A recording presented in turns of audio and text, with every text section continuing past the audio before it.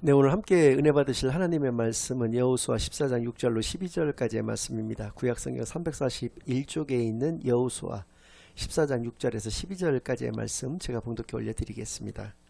그때 유다 자손이 길갈에 있는 여호수아에게 나오고 그니스 사람 여분네의 아들 갈렙이 여호수아에게 말하되 여호와께서 가데스 바네아에서 나와 당신에게 대하여 하나님의 사람 모세에게 이르신 일을 당신이 아시는 바라. 내 나이 40세에 여호와의 종 모세가 가데스 바네아에서 나를 보내어 이 땅을 정탐하게 하셨으므로 내가 성실한 마음으로 그에게 보고하였고 나와 함께 올라갔던 내 형제들은 백성의 간담을 높게 하였으나 나는 내 하나님 여호와께 충성하였으므로 그날에 모세가 맹세하여 이르되 내가 내 하나님 여호와께 충성하였은즉 내 발로 밟는 땅은 영원히 너와 내 자손의 기업이 되리라 하였나이다.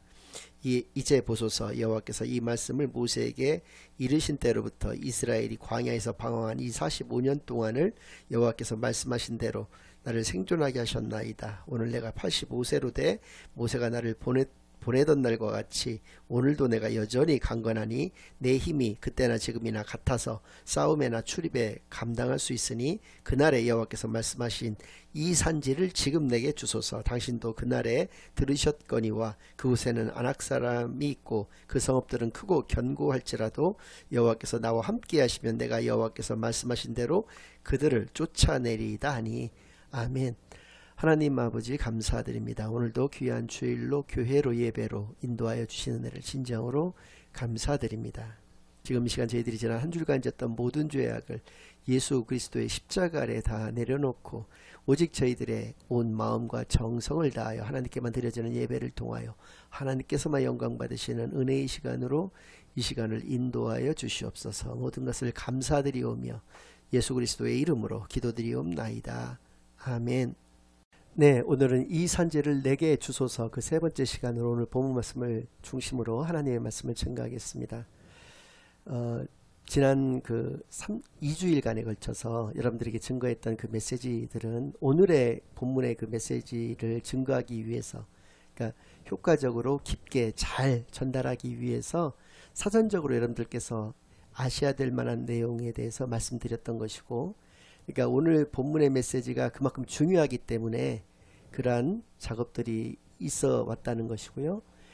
오늘의 본문을 저는 우리의 저뿐만 아니라 여러분 모두가 우리의 인생 가운데에서 우리의 신앙생활 가운데에서 이정표로 삼을 만한 그런 말씀이다 라고 하는 그런 판단에서 그러한 작업들을 해왔던 것인데요.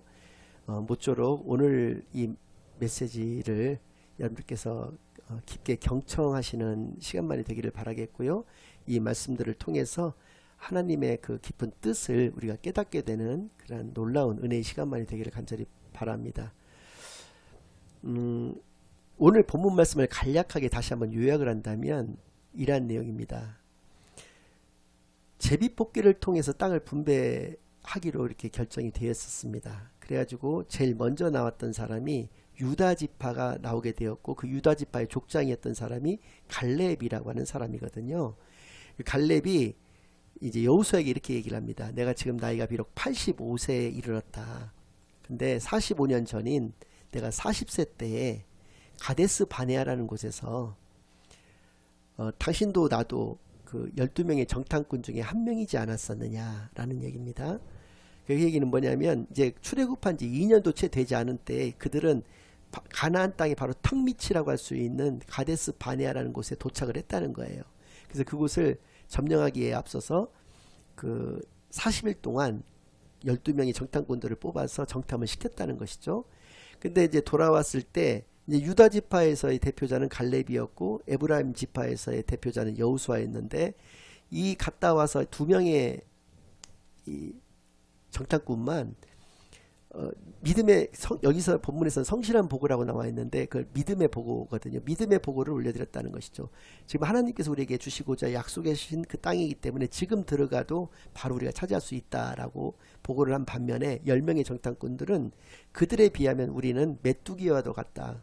들어가면 죽는다라고 보고를 하게 되었고 백성들이 불행하게도 그 보고를 채택을 하게 되는 것이거든요. 그래서 포기를 하게 됩니다. 그래서 정탐일수 1일당 1년으로 계산해서 40년의 광야 생활이 이제 그때로부터 본격적으로 시작이 된다고 하는 것인데요.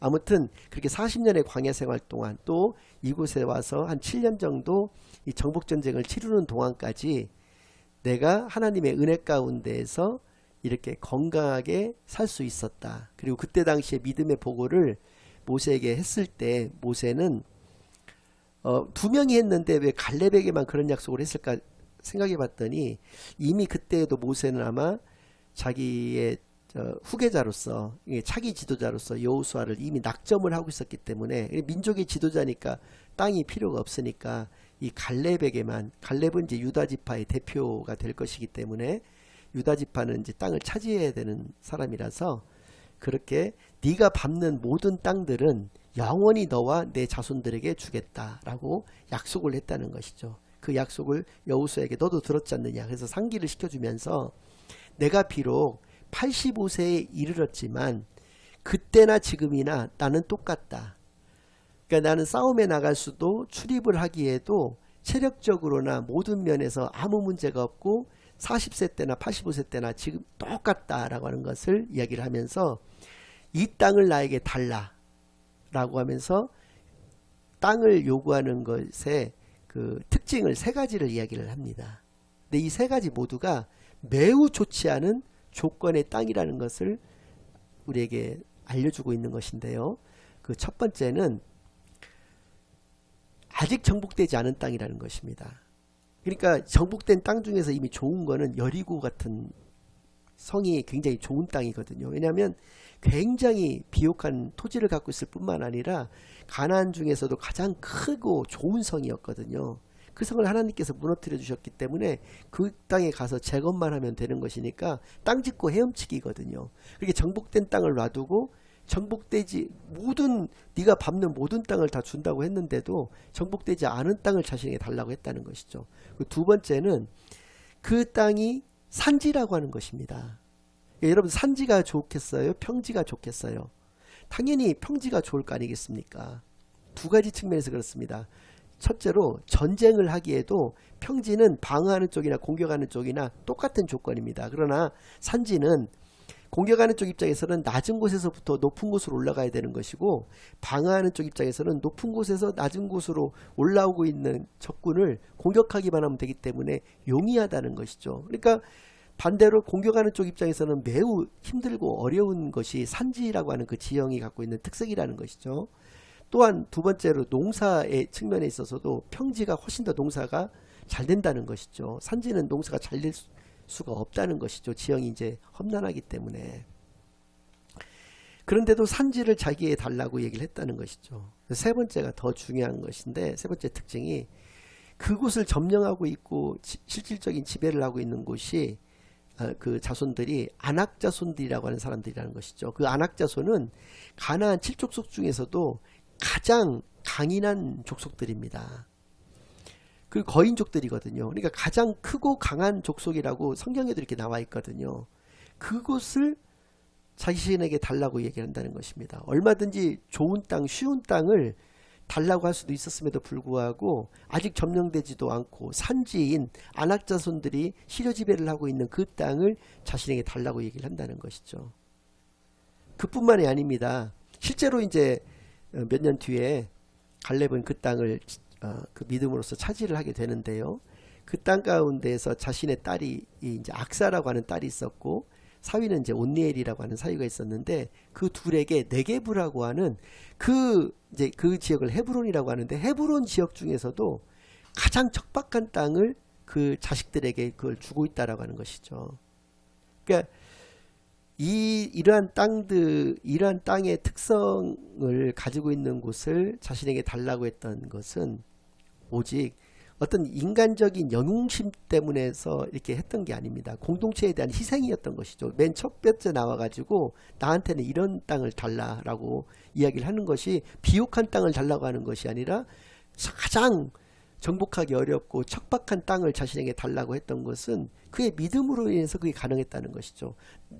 하나님이 나와 함께 하신다면 내가 못할 것이 불가능할 것이 무엇이 있겠느냐라고 하는 그 믿음, 그리고 그 믿음을 자기의 자식들에게도 그대로 갖기를 바래서 그렇게 그들에게 그런 그 네게브라고 하는 척박한 땅을 주었다는 것을 통해서도 알 수가 있다라고 하는 것이죠.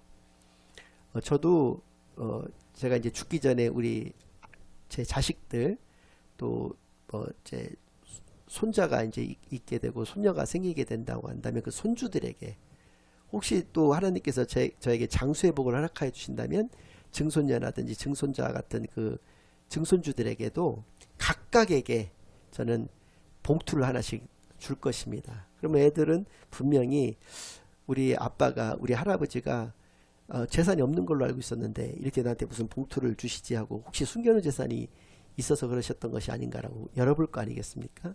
거기에 저는 2장의 편지를 넣을 것입니다. 한 장에는 예수는 그리스도다 라고 하는 것을 적을 것이고 제 자필로 적으려고 합니다. 2번째 장에는 너의 생각을 예수님께만 고정시켜라. 히브리서에 나오는 말씀인데요. Fix your thoughts on Jesus. 너의 생각을 예수님께만 고정시켜라. 그것이 우리가 인생을 살아가는 그런 하나님이 원하시는 그 길이 되는 것이라고 생각을 했기 때문에 아이들에게 죽기 전에 유언으로 그것을 남기고자 한다는 것이죠. 갈렙의 이 모습을 통해서 갈렙의 이 신앙의 어떤 모습과 자세를 통해서 그것을 뼈저리게 이제 깨닫게 되었다는 것을 고백하지 않을 수가 없다는 것이고요. 이러한 갈렙의 이러한 신앙, 이것은 공동체에 대한 희생이기도 했지만 그가 원래부터 가지고 있었던 그 신앙이 처음부터 끝까지 그가 그것을 유지하고 살았던 것을 알 수 있게 하여 주신다는 것이죠. 그러니까 우리가 신분증상의 그 나이가 중요한 것이 아닙니다. 이러한 청년의 마음을 가지고 이런 뜨거운 열정으로서 신앙의 그 열정이죠. 신앙의 열정을 가지고 살아간다는 것만큼 중요한 것은 없다는 것을 갈렙의 모습을 통해서 깨닫게 되는 시간만이 되기를 바라겠고요.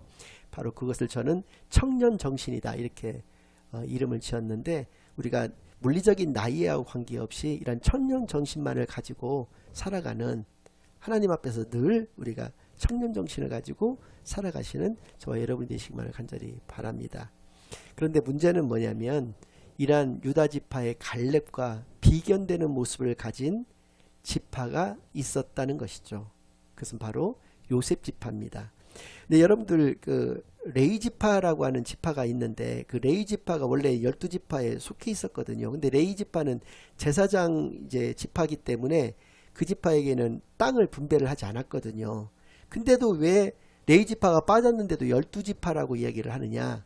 그거는 요셉의 2 아들이 있었습니다. 에브라임과 므낫세라고 하는 2 아들이 있었는데 야곱이 살아있을 당시에 이 2 아들, 2 손자죠. 2 손자를 자신의 양 아들로 편입을 시키는 것이거든요.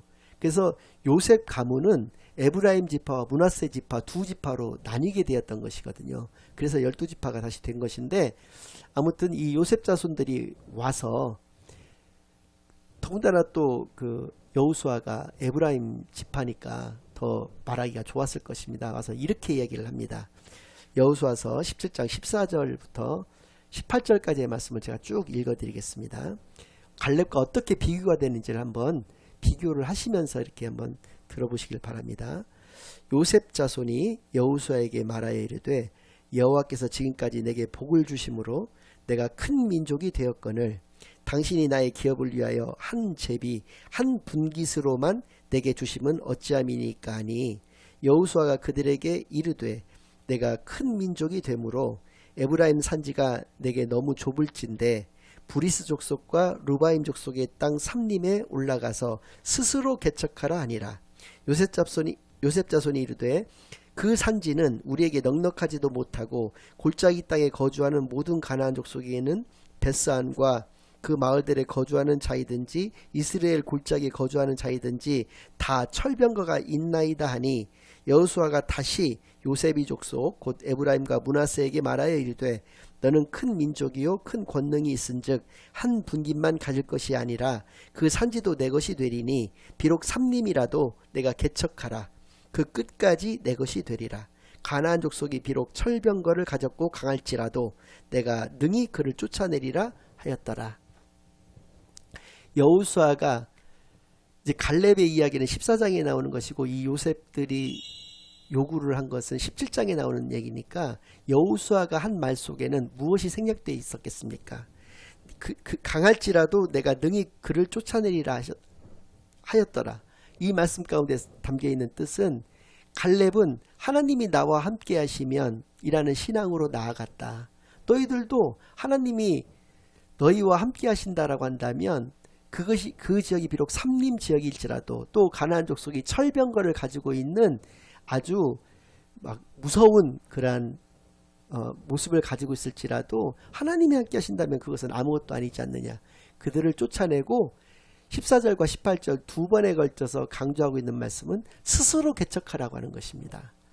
여기 와서 징징거리지 말고 나에게 그 허락되어진 땅이 작다라고 우리는 두 지파인데 에브라임 지파, 므낫세 지파고 여기서는 좀 나와 있진 않지만 우리가 큰 공을 세웠는데 우리에게 이렇게 작은 땅만 준다는 것이 비합리적이고 불합리한 것이 아니냐라고 징징거리지 말고 너희들이 이러이러이러한 땅들에 가서 그들을 정복하고 그 땅을 차지하라는 것입니다. 그리고 스스로 개척하라고 하는 것입니다.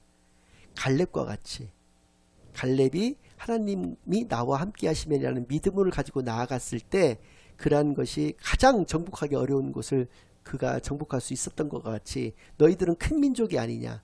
너희들은 큰 민족이기 때문에 큰 지파이기 때문에 너희들은 능히 갈렙보다도 훨씬 유리한 조건에 있으니까 그렇게 하라라고 이야기를 했다라고 하는 것이죠. 그렇게 해서 이제 원만하게 그 분배의 모든 과정들이 맞춰지게 되었던 것인데요. 어찌 되었든 중요한 것은 우리가 어떻게 인생을 살아가야 할 것이냐. 하나님이 나와 함께 하시면 이라고 하는 그 믿음만을 가지고서 나아가야 된다라고 하는 것을 지난 3주일간의 이 갈렙의 모습을 통해서 이 본문 말씀들을 통해서 깨닫게 되어지는 그런 시간만이 되기를 간절히 바라겠고요. 우리 삶에 우리 인생에 또 우리의 신앙생활 가운데 이것이 우리 삶의 모토가 되고 이정표가 되어지는 그런 귀한 말씀만이 되기를 간절히 바랍니다. 축도로 예배를 마치겠습니다. 이제는 우리 주 예수 그리스도의 은혜와 아버지 하나님의 극진하신 사랑과 성령 하나님의 내주인도 역사 교통하심이 하나님이 나와 함께 하시면 나에게는 불가능한 것도 못할 것도 없다는 것을 분명히 깨달아 하나님만을 의지하고 하나님만을 바라보며 하나님께만 나아가는 그러한 귀한 삶만을 이 땅에서 살아내기로 다짐하고 결심하고 돌아가는 모든 사랑하는 주의 자녀들과 그 가정 위에 그들의 생업 위에 이제로부터 영원까지 항상 함께 있을지어다. 아멘.